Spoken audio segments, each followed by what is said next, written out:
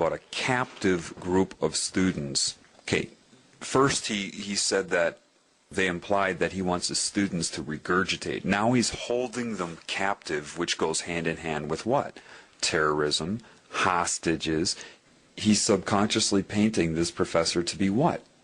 A terrorist. So not only have they discredited him, but people are already getting in their minds that with this neuro-linguistic programming, now you understand what neuro-linguistic programming is.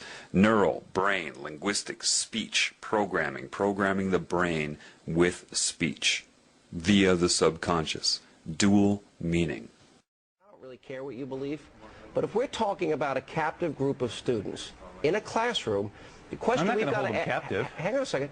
Well, they're sitting in your classroom, and you have a position of authority. I'm wondering, the question is whether or not you're the most competent to teach them. And most people think you're a nut. Now, this one should be obvious. Isn't he a person that's in a position of authority? And isn't he about as incompetent as you can get as far as love and honesty and caring about other life forms? Yet he turns it around because people believe what they hear and what they read. So if he says it first, and that's a big part of this, is trying to say things first before somebody else can say something, then it seems like they will always be on the defensive. And that's the whole point, is to keep the professor on the defensive. All right? And saying that he is detrimental to his students, when the truth is Fox News is incredibly detrimental to you, just in this short clip I'm showing you here, and people are watching this all day long. And most people think you're a nut. Most people think your views are not even worth listening to. We just had a poll here in Madison, and we found that 90% of the respondents at Channel 3000 poll said that I should be allowed to teach. Only 10% said I shouldn't. That's the question and 60%, I don't think what your views are. agreed with me about the questions I'm raising about 9/11. 60% of the respondents. I think you're in the minority. Right to speak. I don't think this is the proper forum, though, for people that hold extremist views like yourself. Okay, first of all, when he says no, like that, what he's doing is he's programming the television viewers' collective consciousness to disregard the results of that poll. He says no, and then your mind says no to the information he just gave. These are just little tricks he slips in there. And most people think he's a nut? What? But see, people watch that, of course, and they store that in their mind as fact. Of course, most people do not think he is a nut. But if he says that, he programs anybody watching this television program, hint, hint, that everybody thinks he's a nut. So I will too, to fit in. Where did he get that number? How does he know most people think that he's a nut? Think about it. They don't. He just says it, and then the professor has to respond to that. He's totally disrupting the whole interview. So it appears to people, because time is moving by, that there's actually an interview going on here. But it's not. It's only about disrupting and discrediting and programming your opinion. Okay, first of all, I used to live in Madison, Wisconsin, and I can tell you that people did not think that he was crazy. It was the television that began to program people to think that he was crazy. Again, now, extremist views like yourself. Now, they already set the stage in your mind or the viewer's mind before he brought that up in the beginning, when that first reporter took his hands and whipped him over to the left side of his shoulder to subconsciously say that he's an extreme leftist. He's on the extreme left. So now they're reinforcing that, telling you to believe that he is extremist, that these are extreme things. Well, Fox is 666. Look, I mean, just look what they're doing. Look what I'm pointing out to you. Once you start to understand the dual meaning of neuro-linguistic programming, things become crystal clear to you. About the questions I'm raising about 9/11, 60% of the respondents. I think you're in the minority. Right to speak. I don't think this is the proper forum, though, for people that hold extremist views like yourself. Reasonable no, you guys are extremists. Reasonable people. Now notice what he did there.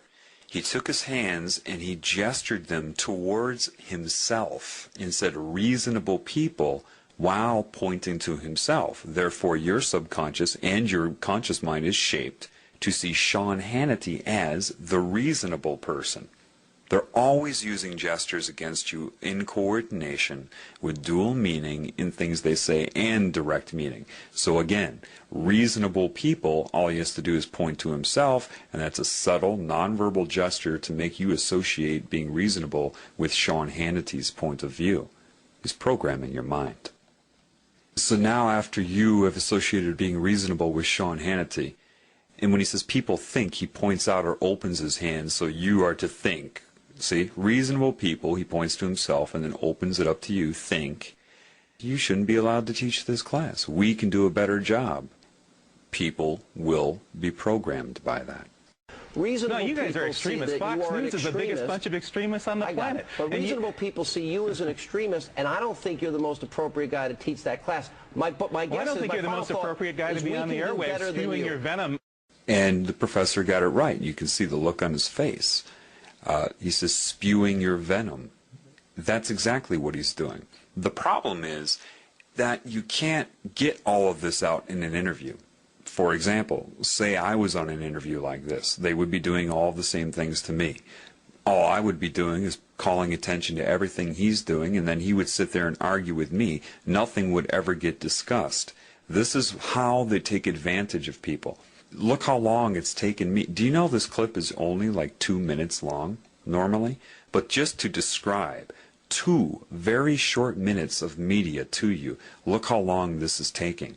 That's the problem. That's why I haven't done it before, because I can sit here and explain it to you, but you need to open up your eyes so you can see it for yourself, because it all happens way too quickly. If you try to explain something that happens in a 3-second period, if you're not educated on that, if you're not aware of it, it will go by way too fast before you can bring somebody up to speed to understand what's going on.